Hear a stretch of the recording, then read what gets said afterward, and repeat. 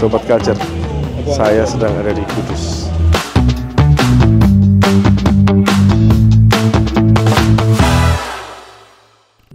Ikut orang mas, itu sehari itu digaji sekitar 20.000 mas. Saya berternak sambil bertani. Ya. Gitu. Itu sejak kecil? Sejak kecil mas, emang dari kecil sudah dilatih didikan militer lah mas sama orang tua ya kan.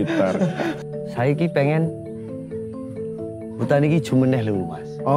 Kita pengen hijau kembali kan itu mas. Kita buktikan dengan keberhasilan kita. Kalau selagi masih tengkulak warga lokal mas, aman. Yang bahaya kan tengkulak dari luar. Iya, dulu lah. Jarum Foundation itu baik hati kok mas. Jadi kita nggak usah keluarin uang. Saya tuh minta ke Jarum tadian, Jarum Foundation, minta pupuk ataupun bibit buah, kopi buah, bibit kopi atau bibit buah itu dikasih mas. Oh karena mereka punya bakti lingkungan yang program konservasi itu. Iya punya program konservasi kan.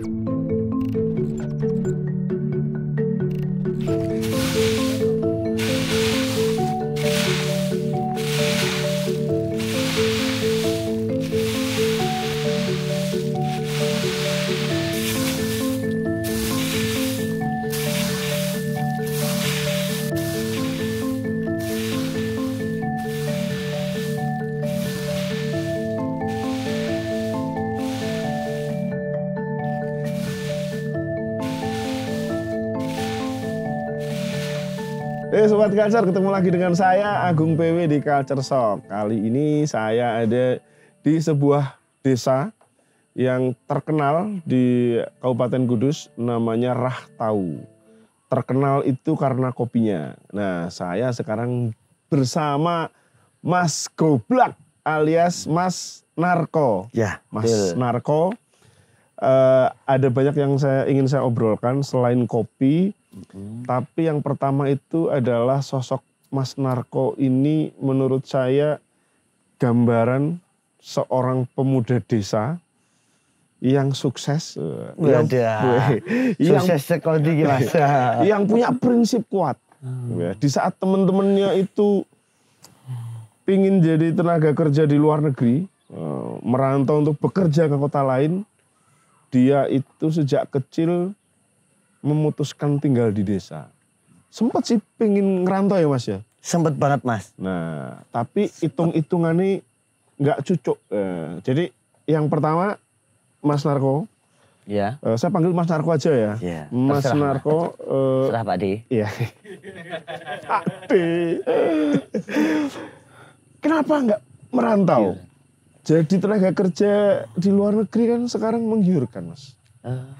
Ya tentang menggelurkan itu kan cerita mas, ya kan? Karena mereka belum tahu aslinya hidup di sana, ya kan? Nah, saya juga sih belum pernah ya mas, tapi dengan saya membandingkan cerita dengan teman-teman yang sudah pernah, itu hidupnya itu lebih gimana ya? Wah ngenes lah mas, bener. Aslinya aku uripnya luwih ngenes daripada urip ning omah. Loh tapi kalau nang YouTube kan menggiurkan ya, gajinya tinggi. Terus di sana itu saya lihat ya, saya beberapa kali lihat konten-kontennya di sana itu juga bekerja di pertanian, ada yang di kebun buah, sayuran, terus gajinya ya tergantung ya. Ada jagung lah, ada yang di Jepang, Taiwan, Korea. Itu masa nggak? Gaji emang gede mas, tapi kan dia cuma ngitung gajinya, sedangkan dia kebutuhan setiap harinya pengeluarannya nggak dihitung. Pengeluaran setiap bulan itu kan lebih gede mas. Oke sih, berarti Mas Narko jadi mbien sudah ada keinginan? Ada emang. Udah, terus ngitung? Nah, terus kan tekon sih mas, tekon kan konco sing pernah ning kono. Dia tidur kos lah, katakan kos per bulan itu berapa. Terus kayak pengen keluar pengen apa itu.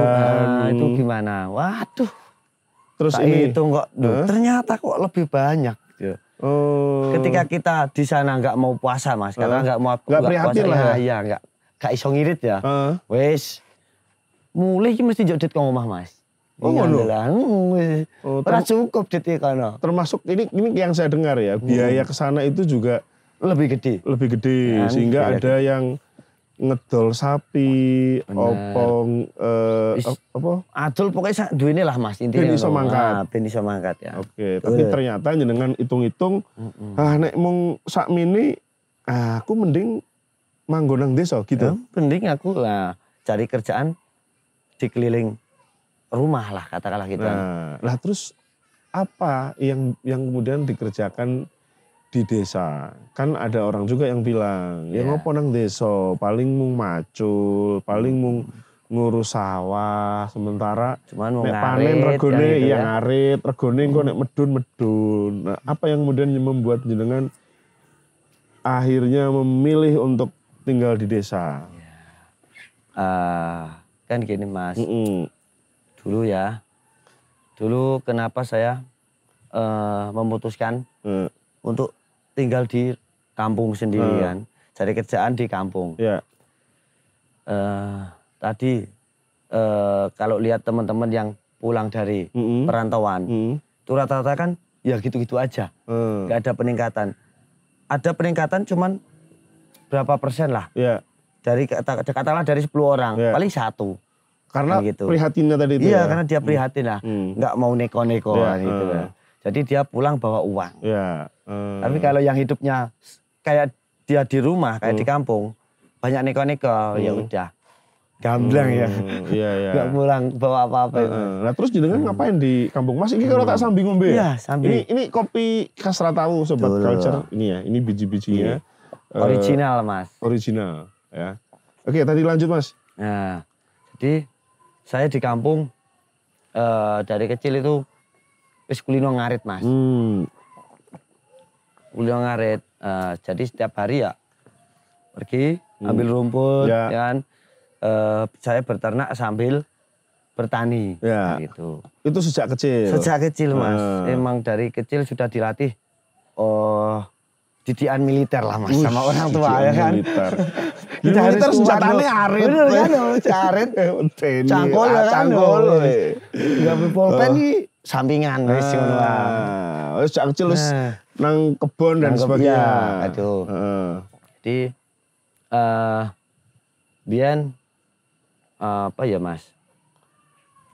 Kerjaku wis sak entuke, ana info mek watu wis melu mek watu Mas ning kali. Mek pasir melu mek pasir.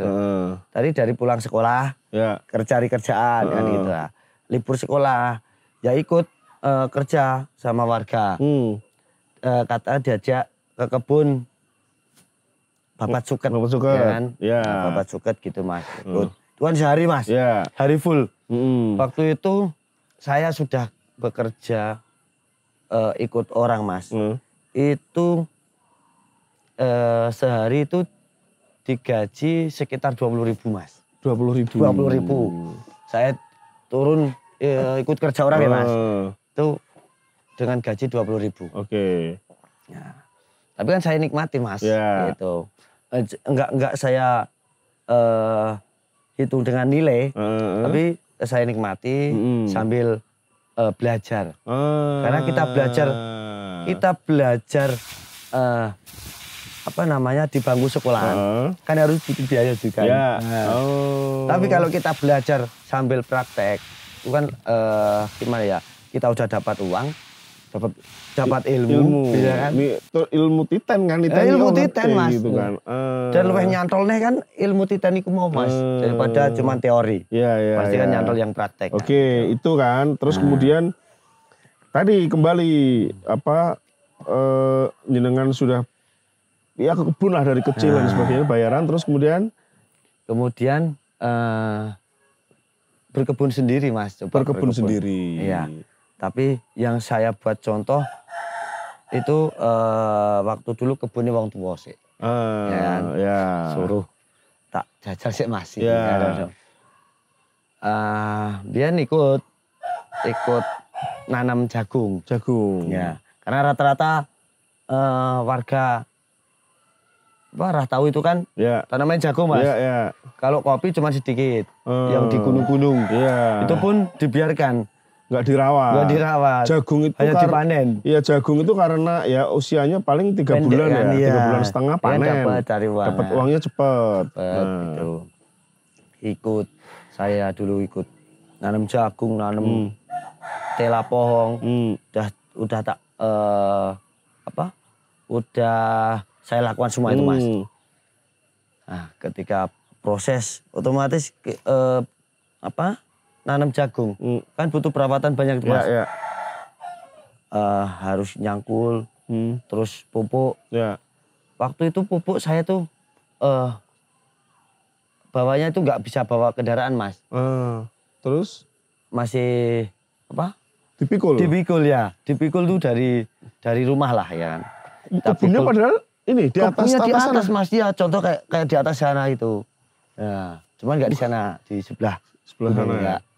Oke. Mangkul dari bawah, sampai berapa jam baru sampai Mas.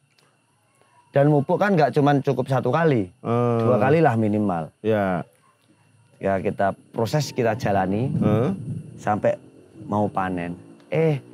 Ternyata belum panen udah diserang hama Mas.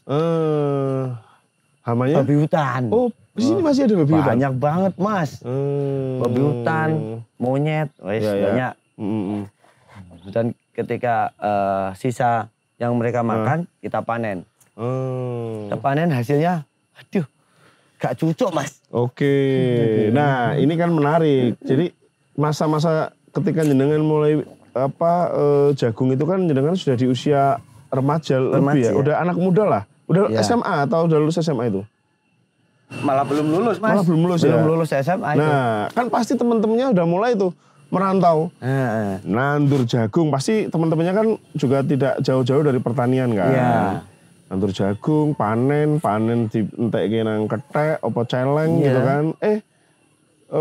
Ya pilihannya kemudian ada tawaran ke luar negeri karena kan ada contoh juga kan temennya yang ke luar negeri. Temennya kan banyak Mas sing lunga kerja merantau kan. Nah, titik di mana kemudian jenengan wah iki jagung wis ra cocok ya. Terus melihat kopi gitu kan. Nah, itu pas apa Mas? Melihat kopi itu udah saya udah lama dari bertani ya Mas. Oh, dari kecil jenengan di sini memang ada kopi. Iya, ada kopi. Tapi nggak dirawat tadi. Nah, cuman nggak dirawat dan tanaman kopi di sini itu kan masih sistem lancuran Mas. Tinggi, lancuran sangat tinggi gitu kan. Kalau mau panen kan harus manjat kan? Ya. Sulit. 1 hari paling dapat berapa kilo lah. Iya, gitu kan. padahal pohonnya kan di lereng-lereng ya. Iya, di lereng gitu.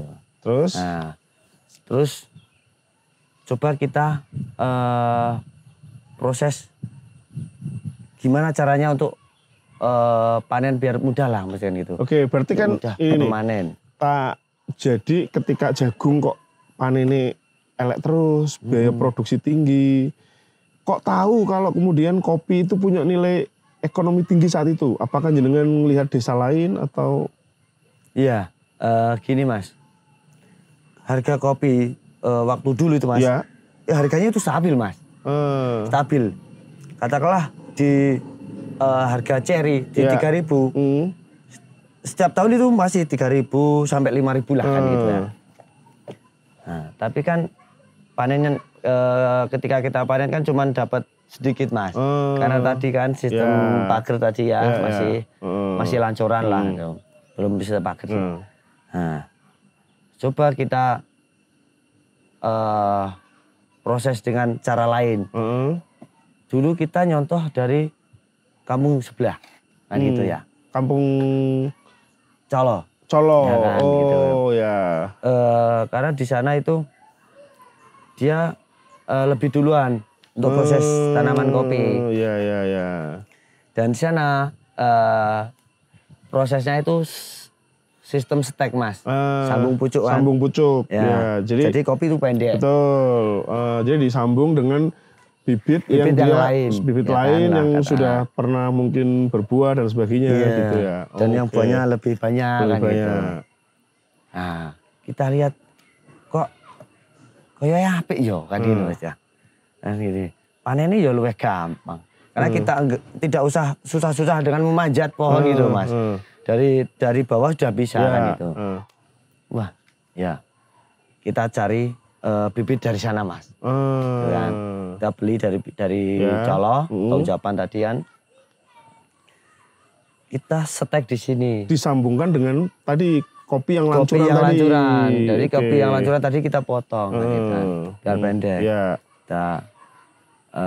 Kita stek dan hidup. Ternyata di sini juga bisa gitu. Ya udah, coba kita rawat. Tuh kan, rawat. Bertahap petani mereka ikut Mas. Ikut yang sudah punya kebun kopi. Itu mereka pangkas semua, dirubah disambung pucuk semua. Sambung pucuk kan itu. Tapi kan mereka masih punya jagung. Masih. Jagungnya tetap masih tanam jagung. Karena rata-rata warga sini itu kan nggak cuman punya 1-2 lahan Mas, kan gitu ya.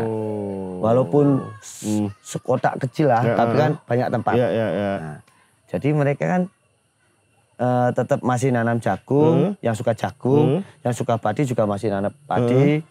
Tapi yang ada tanaman kopi mereka rubah kan dengan cara sistem stek tadi.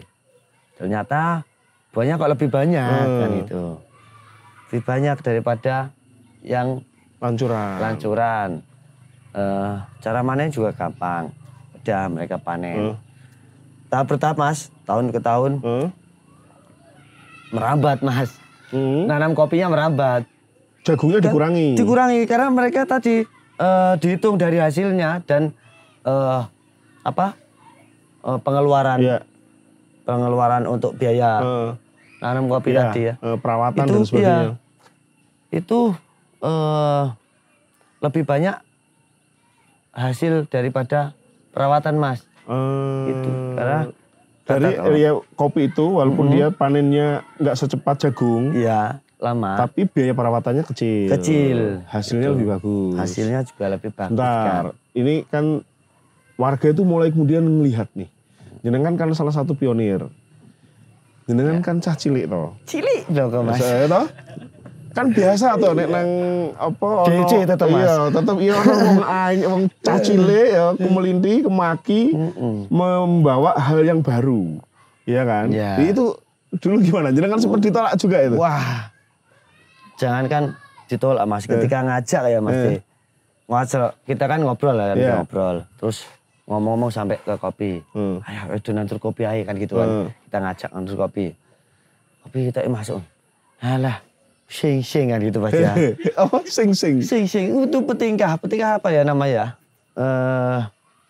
Neko-neko lah gitu loh. Neko-neko kan gitu ya. Kaken polah lah. Apa wis ono iki ngene wis menghasilkan. Ono ae lho, penting lah ono hasilnya itu. Tapi mereka enggak menghitung enggak menghitung pengeluaran sama hasil Mas. Ya intinya dia ketika dia membutuhkan pupuk atau tenaga, ya udah dia cari uang dari mana aja guys. Tak santuk kan gitu kan. Ketika panen, ya wis panen, penting panen. Hasilnya nggo nyarutang nih.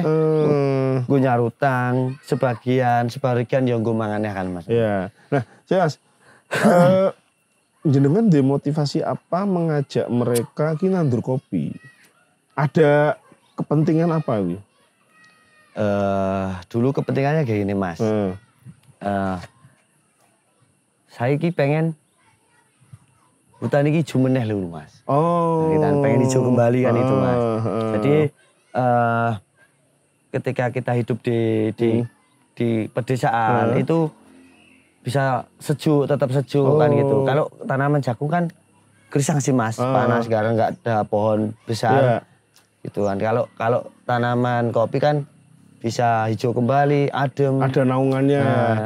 Naungan berarti itu dulu masa kecil jenengan ngalami di sini itu masih hijau kayak gitu. Masih. Karena begini Mas. Dulu waktu aku kecil ya Mas. Depan rumah itu nggak ada bangunan kayak gitu Mas. Pohon jati itu gede-gede Mas. Oh ya? Bener, tanaman kakek itu dulu. Jati, pohon mahoni itu banyak banget Mas masih. Masih gelap lah ya, hijau. Karena pohon-pohon gede kan masih banyak. Gitu. Tapi ketika ada bakul dan butuh uang, jadi dijual. Entek makanya. Entek Mas gitu kan. Oke, jadi selain dengan tadi faktor ekonomi, ada faktor soal penghijauan ya, konservasi ya. Karena saya pernah dengar katanya di sini itu pernah terjadi bencana alam juga. Betul. Itu karena faktor itu. Tadi faktornya. Oke, berarti ini terjawab. Kenapa jenengan ngajak mereka ya, walaupun ya ngajaknya ya sambil ngopi-ngopi gini. Iya, gitu harus kan. Diminum dulu Mas. Biar dapat inspirasi lagi ya. Iya. Nah, udah itu kan jenengan. Akhirnya mereka mulai tergerak ketika kopi ini jenengan berhasil ya. Memunculkan inilah ya hasil lah gitu kan. Ya. Ketika belum berhasil ya wis dirasani Mas, dirasani. Angger wong mah itu pasti kan gitu. Tapi kita ya udah diam aja. Konsisten. Kita buktikan dengan keberhasilan kita. Gitu. Oke, nandilalah itu kan. Nandilalah. Nandilalah ya bener. Bahasane kene nandilalah ya. Wis wong bejo ngono ae Mas. Kopi munggah. Regane munggah. Regane munggah. Betul. Sing ngene mung stabil-stabil, iki stabilnya saiki rodok ngene gitu kan. Nah, itu semakin orang kemudian tergerak.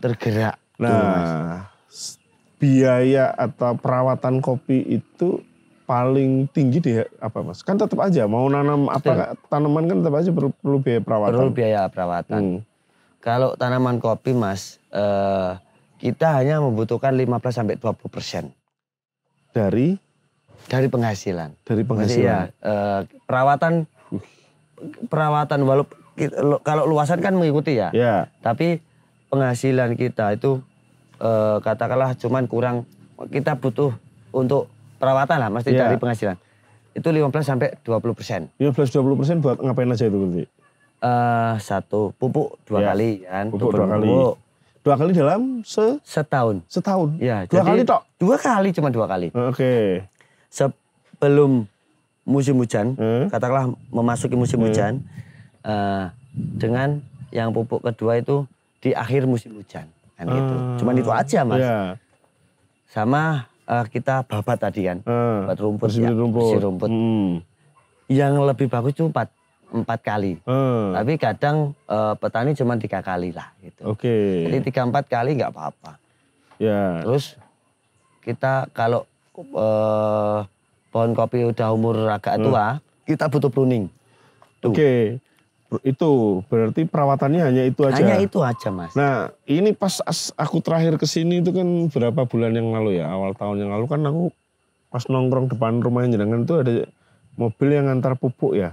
Iya. Nah itu katanya dari Jarum Foundation. Betul Mas. Itu beli juga? Tidak. Jarum Foundation itu baik hati kok Mas. Jadi kita nggak usah keluarin uang. Saya tuh minta ke Jarum tadian, Jarum Foundation, minta pupuk ataupun bibit buah. Kopi buah. Bibit kopi atau bibit buah itu dikasih Mas. Oh karena mereka punya bakti lingkungan yang program konservasi itu. Iya punya program konservasi kan.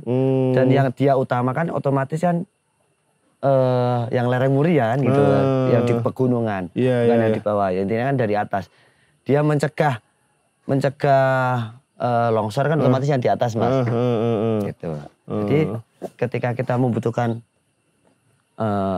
bibit ataupun pupuk, mereka kasih dan pupuk dengan gratis. Ya kalau nggak salah itu kan pupuknya dia pupuk organik yang dari pengolahan sampahnya. Iya, yang dari Wasis itu kan PPT dari situ. Oh berarti ini sebagian besar ya kopinya berarti pupuknya organik hitungannya ya? Organik ya.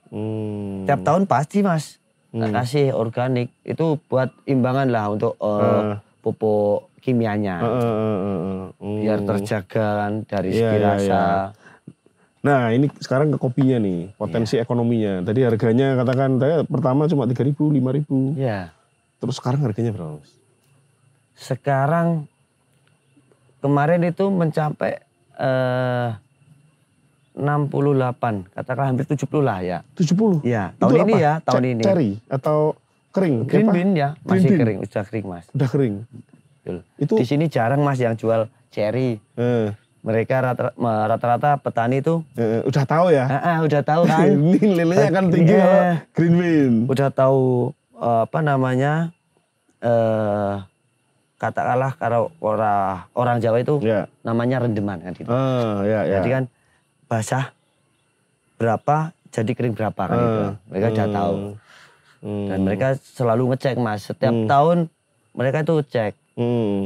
Ngecek walaupun tempatnya sama, mereka cek. Jadi rendeman tadi itu masih tetap atau beda kan gitu. Kalau beda kan biasanya itu terpengaruh dari pupuk, gitu, atau yang lain, atau tanah kan itu. Nah setelah mereka tahu Mas, kopi, mereka proses semua itu Mas. Mereka timbun dulu di rumah kalau udah kering green bean.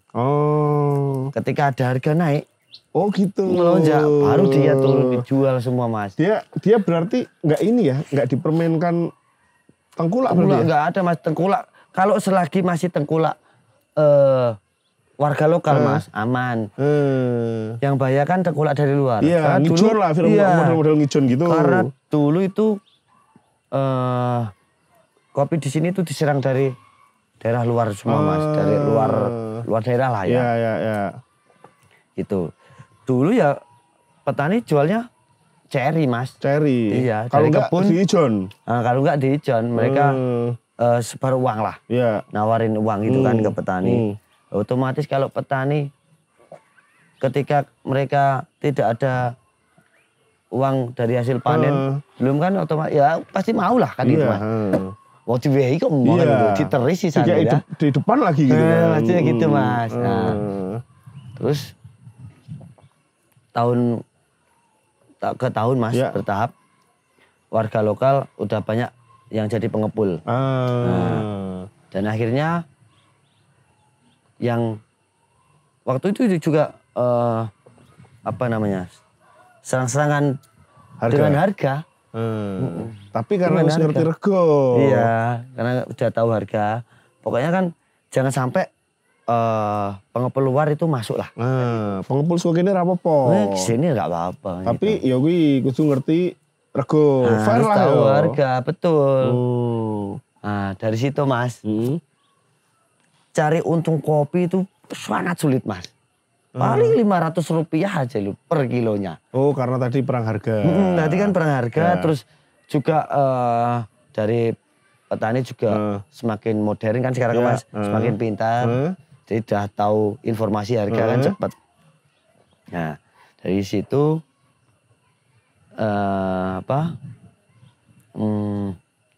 kopi bisa harganya itu lebih bagus Mas gitu loh, ditinggikan jadinya. Nggak ada, ya udah mereka dari si petani kalau mau jual paling tanya sama tengkulak lokal, tanya kopi sekarang harganya berapa gitu. Kalau dipikir udah masuk ya udah aku punya berapa ton. Timbang aja kan, timbang jual. Berapa ton ya, orang berapa kintal? Iya, berapa ton kalau sini Mas. Sini ya Mas. Sak cilik-cilike wong, sak raduwe-raduwe kopi. Wis duwene ton Mas. No. Wis duwene ton. Mati. Tuh, wis duwene ton. Roto gaya sih deh, iya. Oke. Berarti perang harga itu selesai ketika apa? Ketika warga sini sudah ada pengepul Mas, pengepul lokal lah, ya kan. Perang harga itu selesai ketika apa tadi? Pengepul luar itu. Pengepul luar tidak mampu dengan harga yang bersaing karena tadi kan. Yang di sini sudah tahu nih. Sudah tahu harga yang di Jawa atas Bengi regane sakmene. Betul. Oke, berarti gitu, tadi 68.000 itu harga sudah sangat bagus itu ya. Sudah bagus Mas. Tapi kemarin tembus hampir tahun kemarin ya. Harga tembus sampai hampir 80.000 per kilo. Hampir 80.000 tahun kemarin Mas. Wah. Itu wong desa kemari kabeh Mas. Dia bilang iya. Tapi itu terlihat dari rumah-rumah sepanjang jalan itu ya Mas ya? Iya. Itu hasil kopi tuh? Hasil kopi semua Mas. Itu terus kemudian sekarang masih banyak yang merantau nggak Mas? Sekarang udah berkurang Mas, tinggal beberapa persen lah yang merantau. Bisa dihitung karena ya. Kalau dulu kan nggak bisa Mas. Kalau dulu waktu aku masih ya gimana remaja lah ya, masih kecil lah. Ketika tidak musim nggak Idul Adha atau kalau Idul Adha masih sepi. Idul Fitri lah ya. Kalau Idul Fitri kita rame, kalau nggak Idul Fitri sepi, ngilang. Kayak kuburan Mas, beneran. Tinggal sendirian ya, pelongo ini. Mau kemana? Jadi dulu aku kalau pengen main tuh ya keluar jauh dari luar daerah mainnya.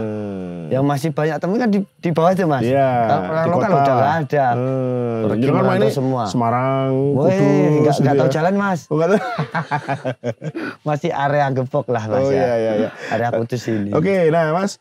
Ini berarti kan kemudian kopi itu jadi harapan baru di masyarakat di sini ya. Iya. Karena selain tidak merantau, saya lihat tadi itu banyak destinasi wisata lokal. Iya. Ya, ada ternyata di atas itu buat camping, terus ini ada hiking ya. Terus ada mata air atau sendang ya? Sendang bunton tadi kan. Iya, embung gitu kan. Itu juga akhirnya yang di sela-sela merawat kopi, mereka punya income yang lain ya. Betul. Oke. Sobat Culture, tadi obrolan dengan Mas Narko gitu kan. Kopi-kopi ini itu tidak lagi menjadi produk kelas 2 ya? Iya. Sekarang jagung ini memang hampir nggak ada ya? Sudah nggak ada Mas, nggak cuma hampir. Ada ya? Sampai nggak ada sama sekali. Petani kalau pengen jagung Mas, kadang kan masih pengen makanan khas dulu lah. Sego jagung atau yang lainnya. Beli Mas. Beli gitu ya? Wah, serocok kemari, beli. Ngopo kesel-kesel nandur ya? Bener, pengen ketela, beli gitu. Lah kalau kopinya ini sekarang larinya kemana Mas? Ini kan Robusta ya? Robusta, betul. Sementara Mas, pasar kopi itu sampai mana-mana sih Mas. Sampai mana-mana? Sampai mana-mana. Lokalan Kudus ada, maksudnya kan Kudus Pati itu ada ya kan. Terus Temanggung, ada Surabaya ada. Iya, tapi nama tahu itu kan memang sudah kemana-mana ya? Iya, udah mana-mana.